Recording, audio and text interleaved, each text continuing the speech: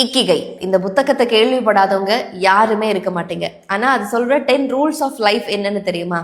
Basically ஒரு நீண்ட பர்பஸ்ஃபுல்லான பீஸ்ஃபுல்லான லைஃபை வாழ்றது எப்படி அப்படிங்கிறத ஜாப்பனீஸ் பிலாசபியோட சேர்ந்து இந்த புத்தகத்துல சொல்லியிருப்பாங்க.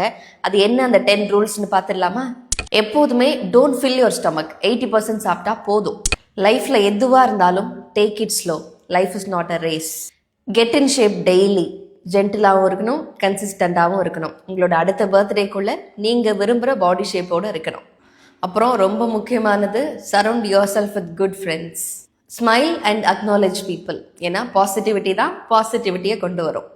Reconnect with nature. ஏன்னா ஃப்ரெஷ் ஏர் தான் மைண்டை கிளியர் பண்ணும்.